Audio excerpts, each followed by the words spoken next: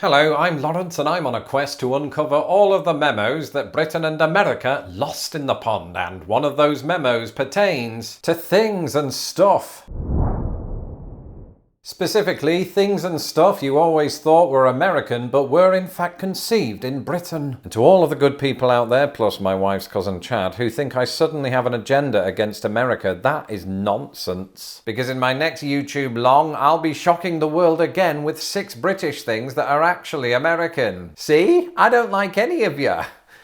That's not true, please don't unsubscribe. So often in life we encounter things and stuff without ever contemplating what their origin story is. But because I didn't grow up in the United States, I've developed a certain curiosity for American things and stuff since moving here 15 years ago. To the extent that since I started this channel I've probably learned more facts about America than I have Britain. But also that those American facts are sometimes British ones in disguise. And so, if you're intrigued by this and somehow haven't yet subscribed, do that now.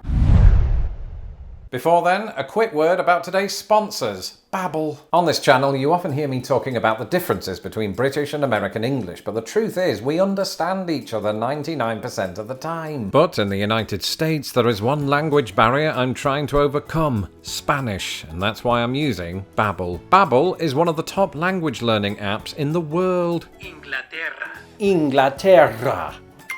Yeah, wow. As a teenager, I'd witnessed my dad's attempts at Spanish while on holiday and often wondered if the language possessed more words than just cerveza. It turns out, it does. And with Babbel, I just feel like I have a better chance of learning them because they use actual teachers to design the lessons. Babbel even offers live classes, 2 of which you can get for free with your subscription. It also has a lifetime option in case you want to learn more than one language, you know, like I'm doing. What, American English counts? My hope is that one day soon I will hear the phrase para español o prima el dos and do precisely that, just to see how far I get. So let me know in the comments which language you've always wanted to learn and why. Click the link in my description to get 60% off your subscription. In the meantime, here are 6 American things that are actually British.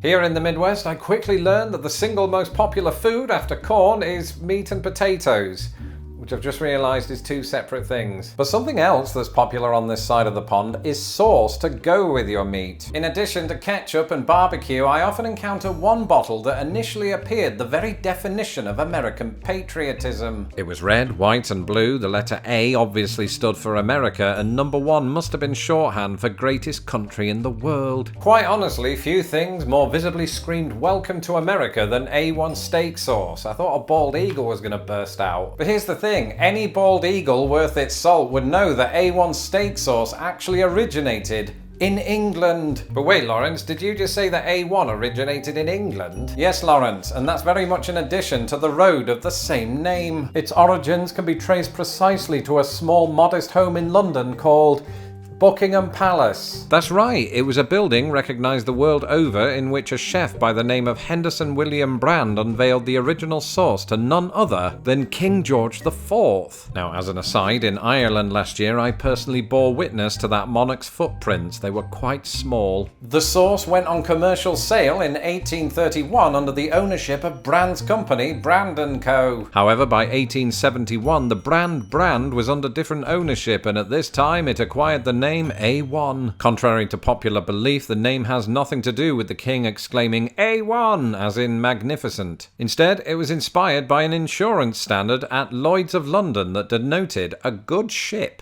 As its popularity grew, so did its distribution. By 1906, it was sold in the United States, where it would later acquire the name A1 steak sauce and become a mainstay of the nation's condiments. By the late 1970s, amid overwhelming competition from HP sauce and Daddy's brown sauce, A1 all but disappeared from UK shelves. When I first moved to the United States, it just happened to be at a time when my wife's sister was graduating from what Americans refer to as college. As a new immigrant, I had way less agency back then and I was forced to attend her graduation. I was happy to be there. In addition to chucking their graduate caps in the air and seemingly having no limitation on the number of family they could invite, American students would form a procession to a very familiar piece of music. Often known here as either Pomp and Circumstance or the Graduation March, its melody was identical to what we in Britain know as Land of Hope and Glory. On a side note, I was personally gutted that the music did not herald the arrival of Randy Macho Man Savage, himself synonymous with the tune. But even the greatest of American wrestlers couldn't change the fact that this music is very, very, very, very, very, very, very, very English. It was composed by Sir Edward Elgar as part of his Pomp and Circumstance marches, hence why Americans call it Pomp and Circumstance. But it wasn't written with graduations in mind, or WrestleMania 7. In fact, it wasn't written with much in mind at all until Edward VII, who had medium-sized feet, suggested it be part of his coronation ode with words and everything. After that, it generally became a patriotic English tune, to the extent that people often consider it a stronger candidate for our national anthem than God Save the King, itself repackaged in America as My Country 'Tis of Thee. So how did a perceived symbol of English exceptionalism become America's de facto graduation march? Well, that too was the work of Mr. Mustache himself, Edward Elgar. In 1905, after receiving an honorary doctorate from Yale University, Elgar performed a selection of his own works at the ceremony, including Pomp and Circumstance March No. 1. It was so well received that the music reached other universities and a tradition was born. Well, it's almost that time of year again. In fact, on nearby porches I've been seeing plastic dead people for the better part of a month. So I figured I might as well get in on the act. You see, in the United States, Halloween has long felt like a much larger deal than it did in Britain. It is America's enthusiasm for the occasion, in fact, that leads many of us to think of it as American. This feeling is strengthened further by the fact that many modern US Halloween traditions have spread to other countries. But it was two of those other countries that brought Halloween to the United States in the first place: Ireland and Scotland. You see, the origins of Halloween are very often linked to the Gaelic festival Samhain, which is not pronounced Samhain, but knowing my luck probably isn't pronounced Samhain either. Starting in the 9th century, it would be observed in Ireland, Scotland and the Isle of Man from October 31st to November 1st, with Samhain also the Irish language name for November. The holiday has seen all sorts of twists and turns since then, but in the interest of time, let's skip forward by 1,000 years. For it was during the 18th and 19th centuries that something happened to bring Halloween to a young United States: mass Irish and Scottish immigration. And before Uncle Toby chimes in with, didn't English colonists recognise All Hallows Eve before then? Yes, to some degree, but any such celebrations were likely muted owing to puritanical opposition. The Scots and the Irish brought with them several traditions that would eventually catch on in the United States, including jack-o'-lanterns. Historically, these would have been made with turnips. However, immigrants to America soon realised that native pumpkin presented a softer and larger surface on which to carve a face. And speaking of large things with cracks in them, that brings us on to this.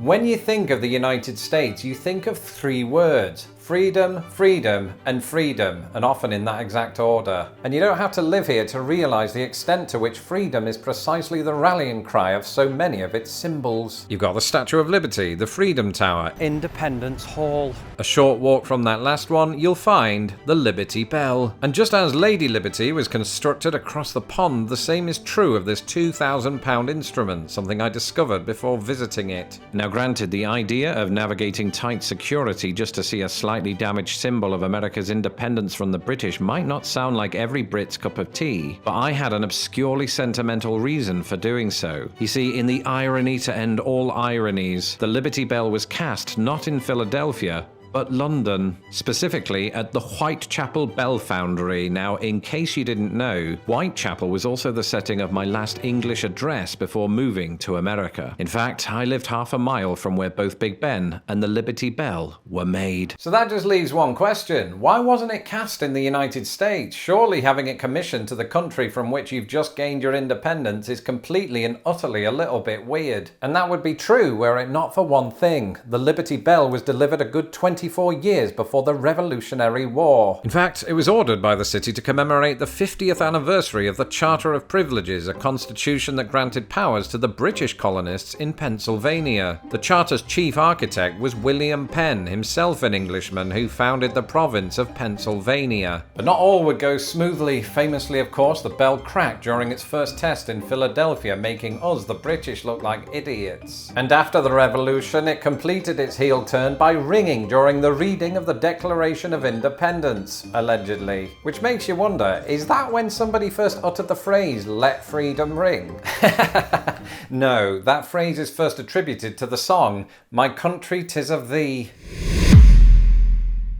In the US, when something is considered uniquely American, you might hear the phrase, "It's as American as apple pie." But having looked deeper into this, I can't help but feel that such a proclamation might come as a shock to apple pies. And that's because for centuries they graced several European countries before arriving in the New World. Chief among these was the place of their origin, England. In fact, a recipe for apple pies can be found in an English cookbook all the way back in the 1300s when our language was still complete gibberish. As you've probably guessed, they were brought to North America by colonists in the 17th century. What you might not know is that that same sentence can also be applied to apple trees, which did not exist in America before that time. But it wouldn't be till the 18th century that apple pie's popularity began to surge in a newly independent United States. In 1796, a recipe for apple pie was featured in America's first cookbook, American Cookery by Amelia Simmons. Thereafter, it would become a symbol of American prosperity. In fact, to this day, it is famously eaten on the 4th of July when Americans come together to celebrate their independence from the very country that gave them apple pie in the first place. And you begin to wonder whether this might have been by design, especially since they repeated the trick with another pie on another holiday.